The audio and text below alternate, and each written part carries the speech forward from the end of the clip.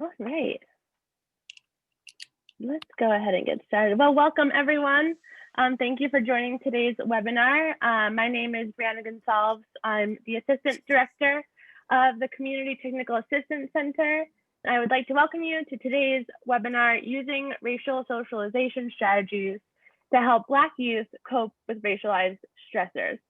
So I want to take a few minutes before we get into the content and before I pass it along to Dr. Rihanna Elise Anderson to let you all know how best to participate in today's event.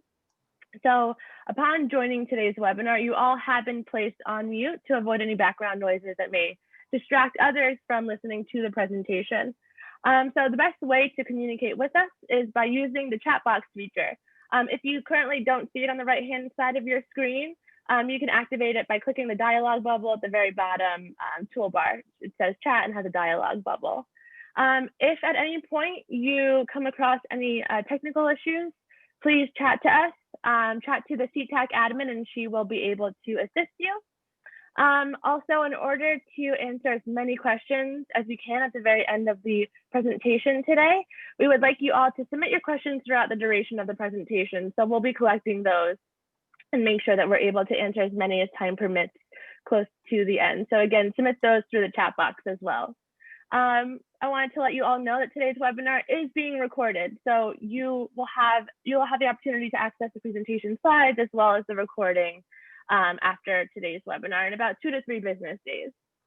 Also, I'm happy to let everyone know that after completing this training, you will be eligible to receive 1 social work or LMHC continuing education contact hour. And I'll review those instructions and we'll put the link on how to access those in the chat box near the end of today's presentation. And lastly, we will be asking folks to complete the feedback survey at the end of the presentation as well. It should pop up for you at the very end. So with that, I am very honored today to be joined by Dr. Rihanna Elise Anderson. Dr. Anderson is an assistant professor in the Department of Health Behavior and Health Education at the University of Michigan's School of Public Health. So with that, I'm actually going to pass it right on to her. She has a great presentation for us today, so enjoy everyone. I'm going to say good morning to you all. I am in sunny Los Angeles right now, so good morning and good afternoon to you all. I'm really excited to talk with you today about this topic of using racial socialization strategies to help Black youth cope with racialized stressors. I am in love with Twitter, so I'm going to invite you all, if you're on Twitter, to follow along at Rihanna Elise, and I also encourage live tweeting just to keep you excited about today's topic. So feel free to join along on Twitter for this ride. Okay, so a few years ago, a colleague and I published a paper in which we said, we expect that this theory, which we'll talk about in a bit, will predict how well African-American youth can critically and consciously reappraise and resolve racial conflicts by facing and challenging the habitus of expendable Black humanity. So we said this because Black youth have historically been seen as the problem. And if you look at this slide, you're seeing the expendability of several Black youth for things that are as simple as listening to music, for playing outside, for walking away from certain situations. So you're seeing that there has to be a lens by which we're seeing Black youth as the problem. And if that weren't true, then we wouldn't see things like last week occur in which folks were able to walk in and engage in insurrection, engage in federal offenses to be able to then walk out of the building. So we're showing one picture here in which people are walking out unescorted without this perception of threat that they're walking out. And again, these folks engaged in a federal offense. So that you're seeing the difference between these two slides of what we perceive the problem to be, Black youth engaging in fairly regular youth-related activities, and the commission of crimes in ways that allow many of these white people to walk out of this Capitol building.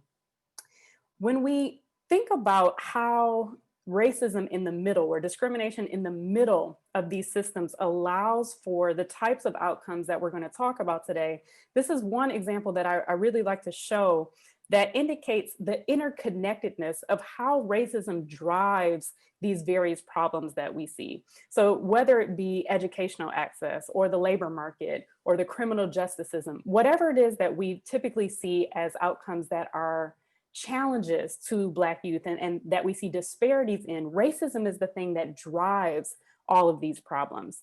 And so this is what we're going to be talking about today, thinking about how racism is at the center of these systems and how they are interconnected so that we're seeing some of these outcomes that are not problems of the youth, but problems of racism at the center. One of the ways that we know that racism in particular is a driving force, and not race, not the youth in particular, not any of the smaller elements that people may say are the problem, but racism as a driving force, is by looking at COVID and what COVID has done during this time. So on the screen, what you're going to see is anxiety and depression with respect to the start of the pandemic till about mid-May. So you're seeing while Latinx and Black folks have a higher rate of anxiety and depression relative to their white and Asian counterparts, it stayed fairly steady throughout this mid-April to mid-May section. So we're still seeing that race is a factor that creates disparity within this slide. But when you expand to the bigger picture of what happened after the police killing of George Floyd, so about May 21st here, you're seeing in fact that at some point Black rates of anxiety and depression were even about to decrease. And then after that killing, once folks saw what is possible, even in a global pandemic that was disproportionately killing Black people already, that racism was still a factor in the killing of people who had even beat COVID. You see that this number jumps back up and in fact goes higher than at any other point prior to that point in the pandemic. So you're seeing that race is a factor, yes, in anxiety, depression, and other mental health factors that we were looking at during the pandemic, but that racial events or racial stressors adds to the anxiety, depression, and stress that Black folks were feeling throughout the pandemic. Just to make sure we're all on the same page here, I just want to get some definitions going. So racial discrimination, when I talk about it in this way, these are more of the behavioral or interpersonal things that are the unjust or prejudicial treatment of different categories of people on the grounds of race. So one of the reasons that I focus so much on this is because at least 90% of Black adults and youth as young as the age of 8 have indicated at least one racial incident per year. And that was based on older data. So now recent data lets us know that a daily average of 5 instances per day have been reported through things like virtual spaces or online spaces. So you're starting to see these incident rates increase in ways that other versions of our measures never accounted for. So it's much more frequent than we were even anticipating in prior years. And the way that we get to this 90% or this 5+ number is because these experiences are pervasive in various ways. So in vivo, it's something that's happening between or in real life, between people or in real life. Vicarious is looking at a phone, looking at a TV screen, looking at something in which it's not happening to you, but you're able to put yourself in that person's shoes. So again, when we're thinking about the Black youth we're talking about today, seeing Tamir Rice, seeing Michael Brown, seeing these people who were killed, who look like them, who are their age, they're able to believe this too can happen to me. It can be objective and subjective experiences. So perhaps it's quite clear when there's a cross in the front of someone's yard that we're talking about a racial experience. But what about when someone crosses the street or clutches their purse? What happens when there are different types of experiences that still may trigger this racialized stressor for folks, but that may not be as obvious? So again, these objective and subjective ways, and then the various types of discrimination. So again, I talk about it more so from an interpersonal perspective because psychology tends to deal with it in that way, but public health looks at it much more from a systemic or institutional way. So how do larger systems, indeed what we saw with the insurrection, how do they think about and treat people differently based on race? And again, we saw that very clearly with the very few arrests and the very differential treatment between them and say the Black Lives Matter protesters this summer. And the way that I think about it is that in children, discrimination is associated with more than just psychological outcomes. So as these things pop up on the screen, it's not just that psychologically people are damaged by some of the things that they're seeing or they're experiencing.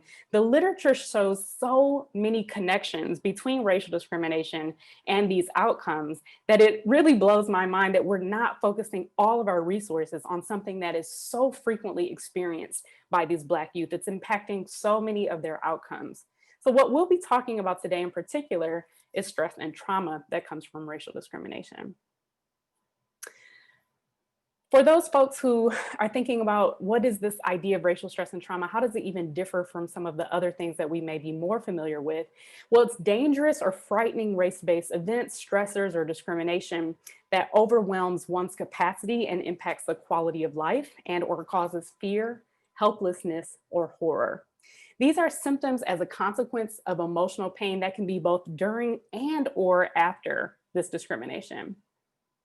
If you're thinking to yourself, well, this sounds quite a bit like PTSD, you're right, there are some overlaps, but it is distinct. So one of the things that we are fighting for in understanding race-based trauma and stress is that the experience doesn't have to happen to one person individually or in vivo, as we were talking about. It can be a vicarious, a collective, or even a generational experience. So those are some of the things that would not allow race-based traumatic stress to be considered a PTSD criteria right now based on DSM-5. But what we know is that these types of historical, these types of vicarious, these types of greater collective experiences have impacted children's academic and cognitive outcomes, their psychological and their physiological. So we can't simply sweep it under the rug and say, just because we don't have a diagnosis for it, it's not doing anything. We know, in fact, that there are some outcomes that are associated with it. When we think about, again, the ways in which it might manifest or it might that it might show up, we're looking at re-experiencing arousal, negative emotion, and avoidance as some of the ways that we might see it manifest in the world. So if we just dig into one of these things as an example, if you look into negative emotion, that Black middle school students have higher rates of depression in the context of discrimination. So if you're asking someone to learn, right? This happened to me when I was teaching. You have a horrible incident happen over the weekend. You have them come into class on a Monday and you expect them to engage in academic content. Have you really accounted for the depression that they might be feeling again and seeing themselves killed that weekend, right? They can see themselves in that person's shoes. So they're seeing themselves killed that weekend. They're dealing with depression. And sometimes for some of these youth, that manifests in acting out. So we're thinking, oh, they're being disruptive, they're not engaging in the content, but they're trying to piece together what it is for themselves to be living that day in a world that sees them as expendable, right? So that negative emotion that may come from the result of discrimination is something that for caregivers, for teachers, for clinicians, we have to really be mindful of the temporal basis, what's happening in the world and how does that impact our clients or these children. So this is by far my favorite part of talking with you all because you're going to be listening to me for some time. We're going to have the time to chat at the end, but I also want to hear from you now. So apologies to the moderators for having to suss through some of this. But what I would love for you to do is take a listen to AJ. So AJ is going to tell you about his experience of living in the world, of being a Black youth in this world in response to a question of what's the most challenging thing that he's facing these days. So I want you to do three things. I want you to listen, see, and wait, did I say that right? Listen, look, and feel. Those are the words. Let's try this again. I want you to listen, look, and feel. So as you're watching AJ, I want you to tell me what it is that you see from his body movements, from what's going on around him. So I want you to talk about observable stuff. I want you to tell me what it is that you're hearing him say. And I want you to tell me what it is that you're feeling from what it is that he's expressing. So tell me some of the things that you're seeing, hearing, and feeling from AJ in the chat. So what are the problems that we're facing today? Oh, racism. Cops killing Black people. Just like mostly about like racist. Like cops is killing black people, and the cops that kill black people is white.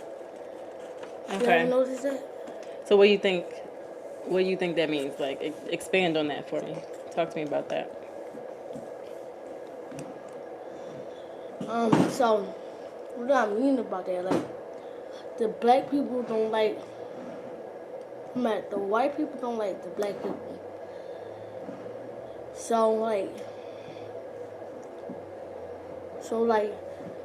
the cops is like trying to get rid of the black people faster, so they can live longer, but they just trying to get rid of them. Why do you think that is? I don't know. How does it feel when you see things like that? It hurt. Okay. So I won't be able to read through everything in the chat, but I'm seeing, let's see. His hands are going the whole time. He feels uncomfortable talking about racism. He's fidgeting. He feels uneasy, or someone feels uneasy perhaps, anxious, nervousness, fear, frustration. Okay, so we're gonna, please feel free to keep chatting and tell me what it is again that you saw, heard, or felt. But what I love to show about AJ, and yes, there was supposed to be a white box over his head so that we couldn't show all of them, which unfortunately does blunt some of the things that I would want you to see.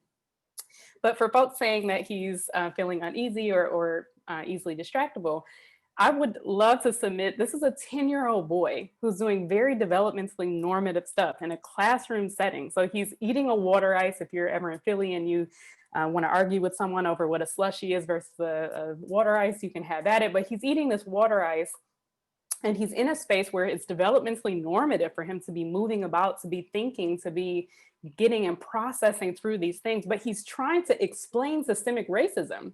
So it's a 10-year-old really trying to deal with these things. And he's having an aha moment on camera and is telling us about what it is that he's seeing. And the way that I perceive it, the way that I see it, is that he's shocked that no one else has seen it. He asked, did you ever notice that?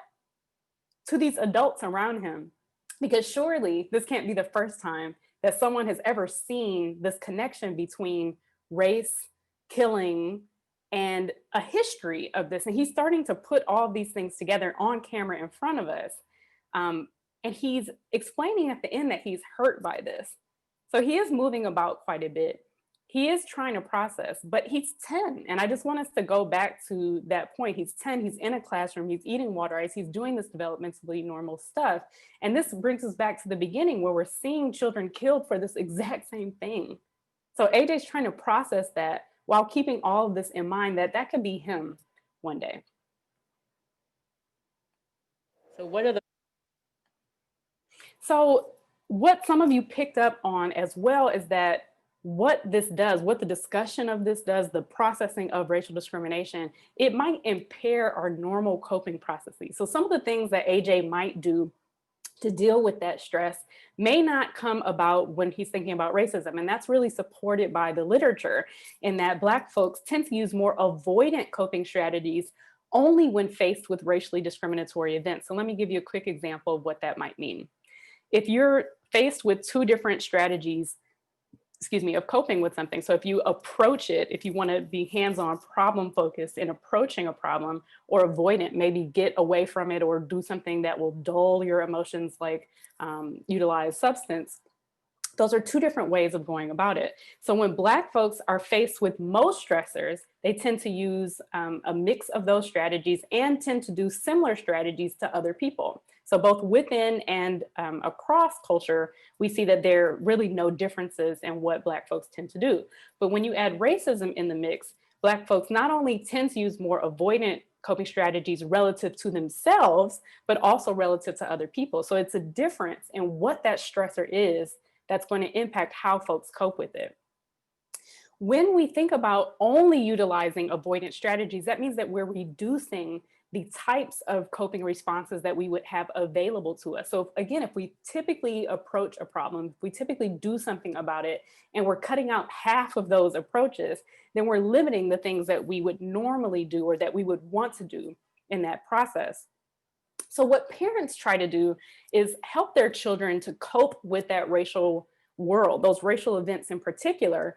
And that requires a specific skill set and effort. It's not that they wake up one day and they know what to do. It's a specific thing that they have to do to engage their children in this non-natural world. It's unnatural to have to deal with other people's thoughts of you as being subhuman, of being expendable. It's an added thing that we have to do to prepare these children for that world. Another way of thinking about it is that humans have life-threatening stressors that activate a physiological stress response, like seeing a tiger in the bushes. But the problem is that people who experience discrimination are endlessly seeing tigers. So again, if you're thinking about where are my resources going to go, and there's one stressor in particular that's really ramping me up physiologically, psychologically, then that's where a lot of my resources are going to go. But I still may not know how to deal with that tiger. So in this way, we call all the things that I was just describing racial socialization, which is the category for communication between family members about the racial world as a means to better cope with these events. So there are 4 subtypes: cultural socialization, preparation for bias, promotion of mistrust, and egalitarianism or colorblindness that are most common in the racial socialization world. So instead of me blabbing about it, I want you to hear me and my colleague, Dr. Sean Jones at Virginia Commonwealth University, talk about it. We're a part of Our Mental Health Minute. We're a psychological coalition that talks about various psychological concepts. So take a listen to us. It's a bit quiet at the beginning, but the volume will come back up toward the end. This session is dedicated to the youth who have been killed by discriminatory practices. So here we're just indicating the people that are taken away by racial discrimination, including some of the youth that we already saw at the beginning.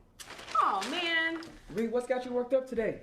man, it's another one of these headlines talking about a young kid killed by a police officer or a dang on vigilante. Man, I don't know what it would have been like to have race all in our face like that growing up.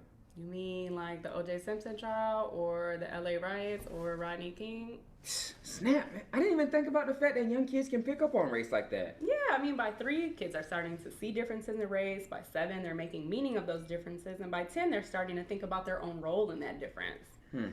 If only there were a way for parents and children to talk about race effectively. But there is.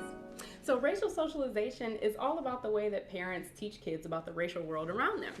Okay, I'm not exactly sure I follow. What do you mean by the whole socialization thing? Yeah, well, you know how we tell kids to look both ways before they cross the street or not to talk to strangers, right? So racial socialization is about race specifically. I bet you can even think about a few things that your families told you about what to do when you were growing up.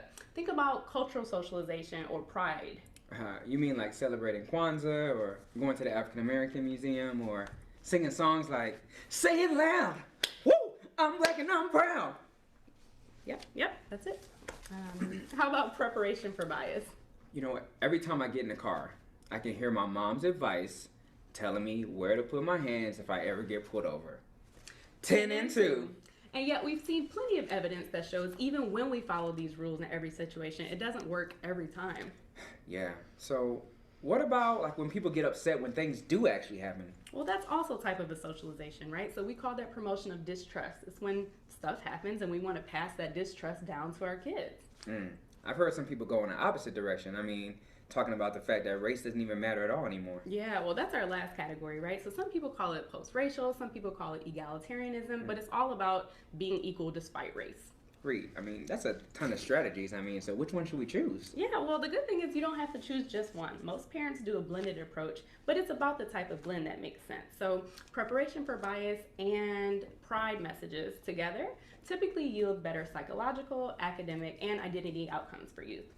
So what should we be telling youth who need to know about the world around them? Well, the good thing is we should be talking to youth, right? So kids are totally observant. They're seeing these headlines. They're not missing it. So we need to be talking to our kids first and foremost. And we need to be providing them, again, with those blended messages, pride and preparation, messages and activities, so that we can let our kids know that being Black is a beautiful thing, even when other people don't think so. I'm Ree. And I'm CT. And this is our Mental Health Minute. You are young, gifted, and Black. Okay, so that is the way that racial socialization is typically talked about in the literature. So another way, another more colloquial way, is that you've seen this in headlines, especially this year. And you see that for Black families, they have the talk. So this is something that comes up quite a bit, the talk, how to talk to your children about these racial instances, especially after they happen. So it's constantly occurring, but especially after they happen in the real world, you're seeing an uptick. And so this summer was just replete with article after article of what to do, what to say to your kids. And I was asked quite a bit, what's the magic thing to say to our kids to keep them safe? I want to reiterate before I go on that my firm belief is that this is much a response to the systemic problem. So I said it at the beginning, I'll continue to say it. It is not our job to end racism as Black people, but it is certainly our job to figure out how to be well in this time if racism is going to continue to impact us. And I'll speak about that later as well. So I did reject quite a bit this summer what it is that we have to do, what it is that we have to say, but we do have strategies that help Black youth cope. And so we'll be talking about those today. In fact, one of the things that I read this summer was so poignant, and I really feel that it's important to highlight David Allen's words, who said, "I got an I can't breathe tattoo on my chest back in 2015, probably a year after these words were choked out of Eric Gardner. My 3 biracial boys have seen it plenty of times, but we've never discussed what it means or why I have it.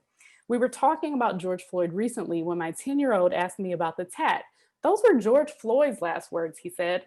"But you've had that tattoo for a while. How did you know he was going to say that?" I could see his mind working as I was formulating an age-appropriate answer. And before I could respond, he said, "Oh, I know. This has happened before." I want to be excited about the peaceful protests and nonviolent demands for change. I hope change is coming. Really, I do. But what I am is tired. I'm tired of still hearing it's heritage, not hate. I'm tired of still reading how many of them shot one another in Chicago last weekend. And I'm tired of expecting that I'll be long gone before my kids, their kids, or anyone down the line are seen as equal to some of my friends' kids. So that came from, again, someone this summer about this challenge of racial socialization. So what we typically do is think about racial socialization in a way that we measure it by content. So what are the 4 different things that people have said? And then the frequency, how often have people said some of those 4 different things to their children? But when you think about the totality of the talk, first of all, there are going to be some strategies that are better than others. So you can imagine that telling your kids about these stressors and the challenges all the time and that they can't trust certain people, that might bring anxiety and depression to them. So when we're thinking about promotion of distrust, for example, that might be a strategy that is related to negative outcomes. So you don't want to just say, talk to your kids about race all the time, because some of the stuff that folks might be talking about may actually be harmful to their children. But you can also imagine that it's not just about the delivery, it's about that transmission. So do the kids even hear what their parents are saying? Does it even resonate with them? And we might say, well, how many times do parents have to remind kids to take their medicine or put on a seatbelt? They may say it all the time, but are the kids actually doing it? Are they taking it in? So there are some problems with the way that we think about racial socialization. So what my colleagues and I have done is created a new way of conceptualizing it. And this is important with respect to clinical processes. So that's why we spend so much time building up to what this thing actually is, because it assesses the quality of these processes. And I'll kind of skip over the next few points, but the point is that we're looking at, are parents stressed during this process? Are they engaging in skills? Do they feel confident? Because these are more of those clinical or the cognitive strategies that we're delving into, rather than just, did they say it yes or no? What are the things that they're saying? It's less about content and more about, well, how competent do you feel? What's the quality of that process? So that's something that we think we can really help out with as clinicians. At the very beginning, I told you about a theory that my colleague and I developed. So this is it, and I'm going to just quickly let you know that essentially at the bottom, we have a very simple stress and coping model. Where there is a stressor, it leads to stress. We have to think about how we want to cope with that stress, and it's going to lead to outcomes, physiological, psychological, et cetera. But when we think about what's important For racially specific stressors, and again, we've built this entire argument that racial discrimination does different stuff than regular stressors. So hopefully you're understanding that with racial discrimination as the primary stressor, we can't deal with it the same way that we normally deal with stuff. That's what we've been saying, and that's what the literature has been saying up to this point.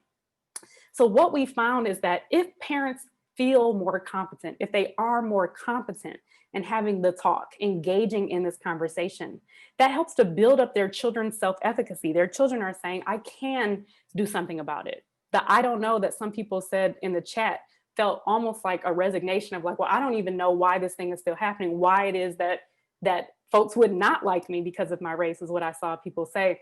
Right here, what we're saying is the more competent that talk is, the more the child understands this has nothing to do with me. This is historical. It is not my problem. And there are things that I can do, maybe not to end racism as a whole, but to have myself feel better, to have my stress reduced, to do something to absolve myself of feeling that internalization or that depression or that anxiety, for example. So what this model is suggesting is there are things that the family can do to at least help the child feel better about themselves, if not addressing an entire system of racism, which we also think is possible, but at the very least, children. So in this way, we know the problem, racism. We've got a theory, what I just showed you very quickly, the recast theory.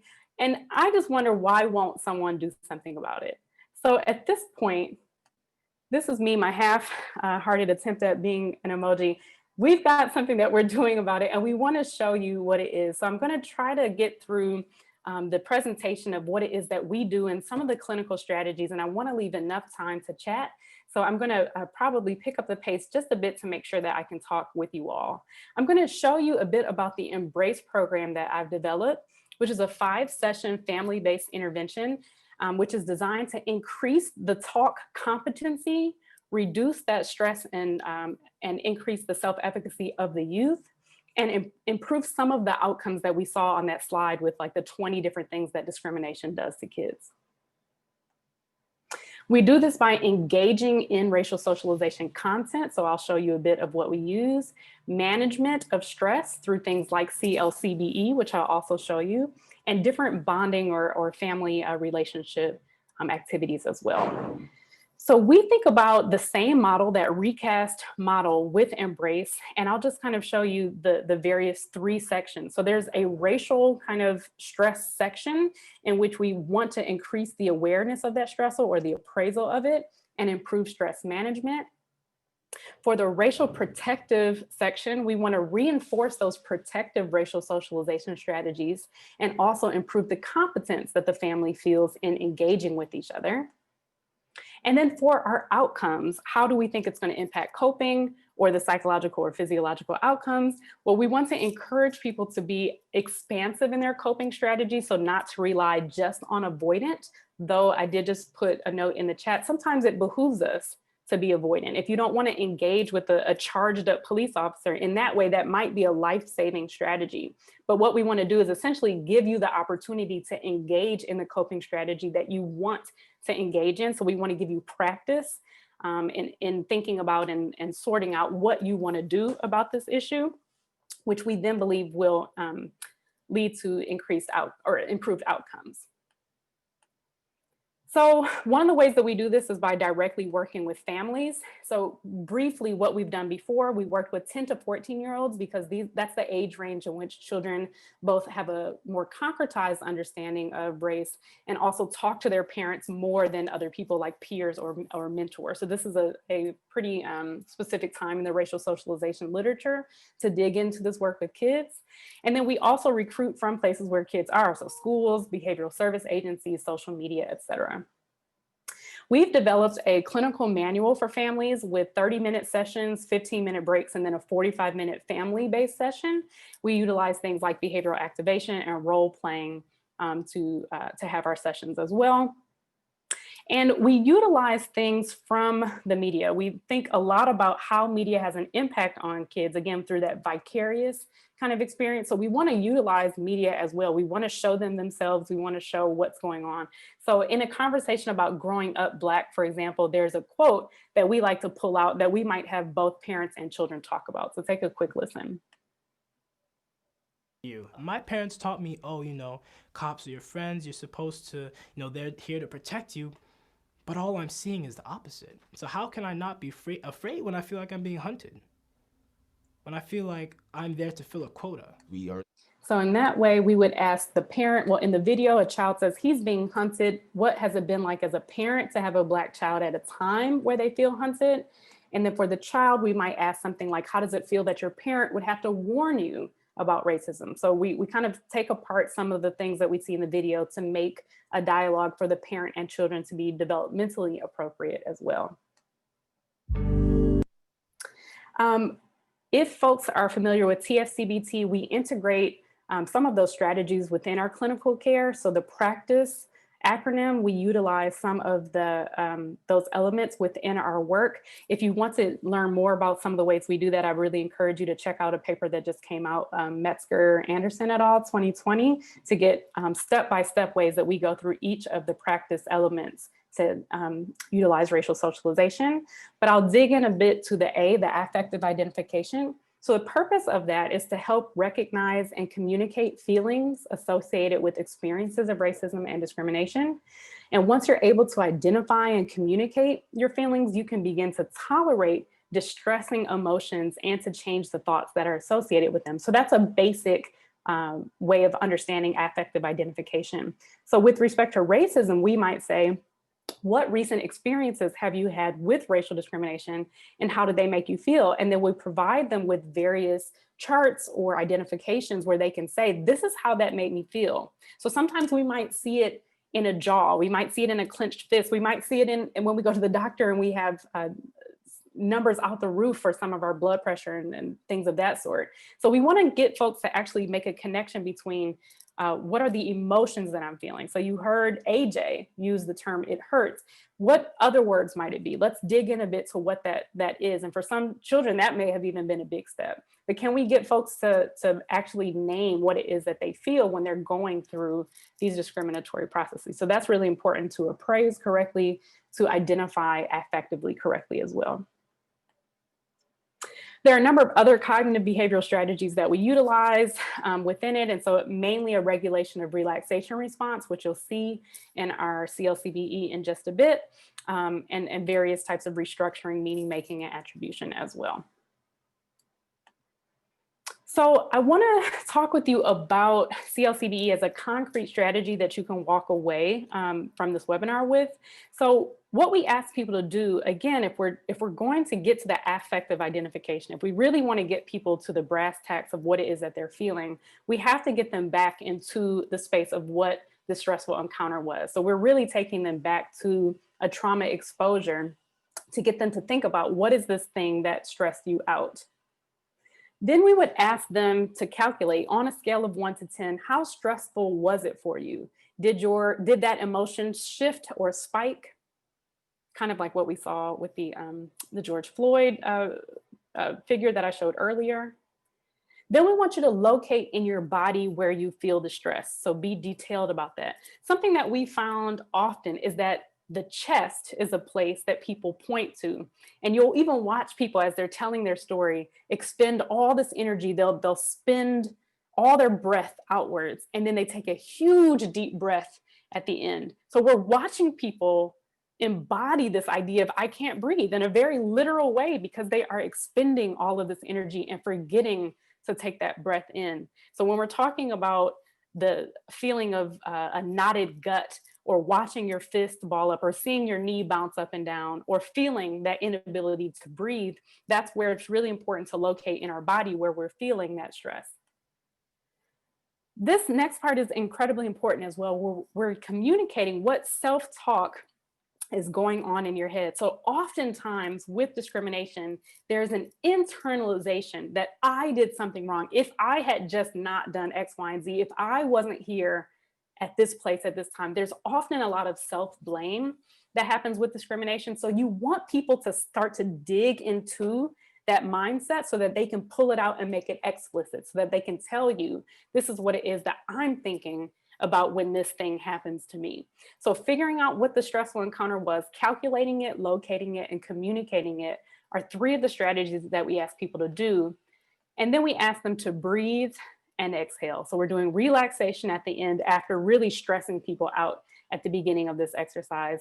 And oftentimes we'll do it a second time and we see that there's a decrease in calculation, a decrease in the severity of the location. Their communication often goes external. So they'll start with, I did this wrong, blah, blah, blah. And by the end, you're starting to see them say, well, I guess it wasn't me. It probably was this person having a bad day, or this person believing this because their parents taught them to believe that way. You can see them taking it from the external the internal and making it more external when they go through this just one time, to have the opportunity just to talk about, to process what that experience was for them. So we use CLC-BE quite often in our work just to get some baseline numbers, but to also have them process the stress that they're feeling in their bodies.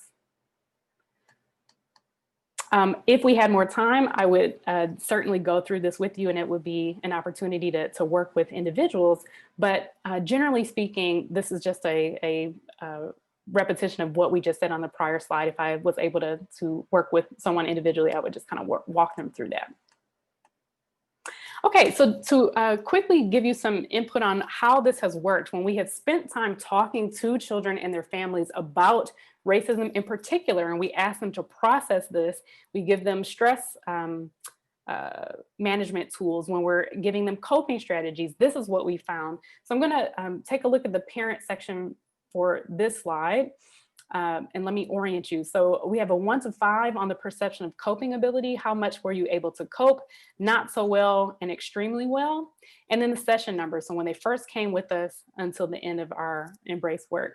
When we start off, we see that the parents think that they can cope with racism pretty well. So at about a 4. But what we anticipated and what we saw happen is that in session 2, a lot of their strategies dipped, and especially the one about relaxation, about breathing in and out. As we move on, though, not only do they habituate to that stress level, so do they get back to the regular coping strategies that they said that they came in with, they actually improve beyond it. So the thought of stressing people out stresses folks out to do. So clinicians don't want to do it, teachers don't want to do it. They don't want to bring up race because they don't think it's appropriate. They think it would scare folks. But what we're actually saying is if you spend enough time with people and if you take them through what processes they need to utilize to ensure that they are coping well with what's going on in the world, they actually can cope better by the end. So the practice element of here shows up really well. With our kiddos, we realized that we were giving them iPads and not really training them on it. So we saw a lot of fingers going swoosh, swoosh on it. So we don't rely as much on the quantitative data for our youth, but we have a number of qualitative indicators as well. And so we'll discuss some of those for you. So in the interest of time, I'll grab one per slide. So engaging, a youth said, it felt good because like we can talk like about what we've seen. So like we won't have anger built up inside of us. So again, taking what builds up inside, that internalization, and making it external is something that we aim to do with youth. With respect to managing stress, a parent says it was empowering. It opens up like obviously a different conversation that you wouldn't typically have with your child. So for me, it was empowering because I feel like I'm teaching him like, you know, this is going to happen, but this is how you react. So not just sitting and taking it, but this is what you can do to manage what happens within your body is something that parent picked up on. And finally, for bonding, a parent indicated prior to Embrace, I thought I was well informed about how my child thought about certain situations. Since Embrace, I now listen more and encourage more communication from my child. So even in the midst of very challenging things, these parents and children can talk to each other about it, which was our goal. I always want you to be able to hear from participants. They are much more interesting than me. So here is Ben, who's age 13, talking about his experience with Embrace. Embrace helped me open up about some racial situations that actually happened to me. and it served as a support group for what I was thinking. It helped me think through what I was thinking. And it also served as a catalyst for conversations strictly about race instead of having race as the subtext of a conversation. And Ben's mother, BE. Embrace helped me get to know him better and also be more open to listening instead of being in mommy mode all the time. You do this, you do that. I was challenged developing the words to have conversations about safety with law enforcement and confronting bias in the classroom. And it also helped in conversations we have here at home about our history, ancestral history, personal histories, and when talking about his future. All right. Embrace help. So one thing that I want to highlight as we're closing is that it's not enough just for us as clinicians or as researchers to do this work. So we have developed partnerships with those in the community, like the Children's Center and Black Family Development Incorporated, to utilize some of our work with them and to have a partnership, to actually collaborate, to say, what are the things that we can do? How can we provide services? How can we train your clinicians on this? And how can you help us to bring participants in? So it's a true partnership in that way. Beyond just working with families, we also want to think about better training clinicians and research staff. So in addition to training the partners that we have, it's really important to think about how our own traumas, our own beliefs as clinicians impact how we treat our clients. So this is a model that my colleague and I developed to think about how developmental age, to think about how racist events, the different types of ways that trauma manifests, how this impacts our clients. So we have all of this mindset on these are the things that our client is experiencing and how it can present. And again, we showed some of these things already in terms of how traumatic stressors present. But the question is, have we thought about for ourselves as clinicians what we should do? So we are living in a cultural and racial world. And so the experiences of our clients also manifest in our bias and our actions toward them. The client's experiences and manifestation of their problem with which they're contending, that's a typo, should be something that we think about and how we believe what we do when they're talking to us. Do we say, well, I don't believe you, that can't be the case? Do we kind of discount some of the things that they're doing? If you're a clinician of color, do you over identify and not listen to your client themselves? Do you say, well, I've had that experience, and you stop listening to what your client is actually presenting with? So we actually have to think about how does our identity, how do our belief systems also impact the ways that we're listening to and understanding our clients? Again, it can lead to oversight. It can lead to various things that impact what we diagnose our clients with, how we treat them, what our decisions are for treatment, our rapport building, and most importantly, this idea that misunderstanding what it is that our clients are going through, or simply choosing not to believe them, can lead to this thought that racial trauma is a myth. Again, that it doesn't need a diagnosis, that we don't need to think about how vicarious things would impact us. These are some of the ways in which our biases and our belief system can impact that. So finally, with respect to our third step, we're hoping to one day eliminate discrimination as this driving force of health. So we know that Black youth have been seen as the problem or as the challenge in a lot of ways, but we really want to reframe and say that Black youth are the solution. So we know at this moment that no magic formula exists from preventing racism. And I think we especially saw that in that insurrection, that people are going to fight vehemently to preserve the type of, quote, America that we're currently living in. So it's going to be a time of reckoning right now. So if we can't necessarily prevent it or end it right now, we have to prepare for it, especially for our children. Racial socialization, we posit, is this way to prepare and heal. And the major key is that we're keeping the children emotionally safe, which helps them to build the solution. Is it incumbent on them to do this? Again, it is not.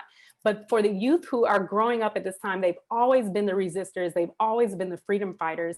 In order for them to do that work, they have to be safe. We have to protect them. They have to be kept out of harm's way. So this is one of the ways that we can do that, by helping them to guard up their emotional wellness through the practice, through the processing of what that was like for them. So again, to be very clear, we're not taking the blame off of the unjust system. We're rather focusing on the life and the quality of that life for the children. So I end by saying it takes a systemic approach to keep Black kids safe. Let's gear up. So thank you so much for your time today. Feel free to get in touch with me, and I'm really excited to answer the questions that we can in our last few minutes today. Rihanna, thank you. That was amazing. Dr. Anderson, I wanted to, so I'm going to try to get right to it in terms of some of the questions. Many of the questions that have come up, of course, have to do with the CLC-BE and the intervention. It sounds like there are a lot of folks who really find it helpful. A couple of things that have come up specifically, and these are very specific, so folks are getting to that granular level. What type of language might you use to really help with the communication piece? I think the essence of that is, how do you get them to talk about that self-talk? Yeah, so I think, because CLC-BE is one portion of the entire intervention, what we're trying to do at that time is just give people the space, like to get them used to this idea that we're going to be asking you about this, that we're going to be talking about this, and it's a way to process. So I don't think that there's any one particular way of getting folks to use language, but I think what I'm offering is that we have to give them space to do it. What we're told constantly as clinicians is that, as clinicians within Embrace, is that no one has ever had the space to talk about this. And you even heard Ben at the end say that, like, no one has given him that opportunity to talk about race in particular. So just showing up week after week and saying, this is the space for you to talk about this. Tell me a bit about what it is that you hear in your head as this is going on. You may not get anything at the very beginning, but making the space, acknowledging, I too saw what was on the news last week. I too experienced something. Tell me a bit about what you saw, what you felt, what you heard. I think that's going to be the place to give your client that space to acknowledge that there are things that they've been thinking about, whether it's, a perfect expression of it at the beginning or not is not the point, but the point is to give them the space. So I hope that was helpful for that. Yeah. Rihanna, it's funny, it's someone just before you provided your data around the relaxation piece. It seems somebody anticipated that point that you were making. Mike, so they asked, right, how do you promote the breathing and have them relax when folks are so used to experiencing that chronic stress, right? Yes. Was going to follow up. So they kind of, I think you addressed that in your question. My question would be, how do you promote that sticking to it? Because I think it sounds like you want to keep them working on that at the beginning. It seems like there's some difficulty doing that practice. How do you promote folks sticking to it? And I just want to make sure that I'm clear, sticking to using the relaxation and the breathing and the techniques, I think. Yeah, so I think, so and let me also acknowledge that calculate, locate, communicate, breathe, and exhale is from my mentor. So if you want to look more into that, Howard Stevenson is the name that you want to look up. He's at the University of Pennsylvania. The development of CLC-BE is a stepwise progression to people being able to acknowledge that they're stressed before we ask them to relax. So for some people, if you're just telling them to breathe in the midst of a really challenging situation, they're like, I'm not stressed, what do you mean? Meanwhile, their hands are balled up, their leg is shaking, they're like visibly tense. And they don't know that they are because they've never had the data.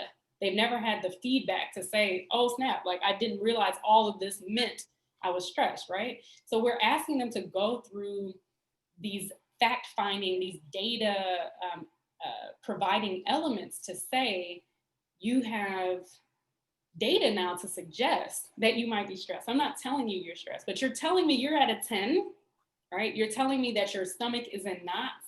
You're telling me that you don't think that you can do anything right because every time you try to do something, you hit the ceiling.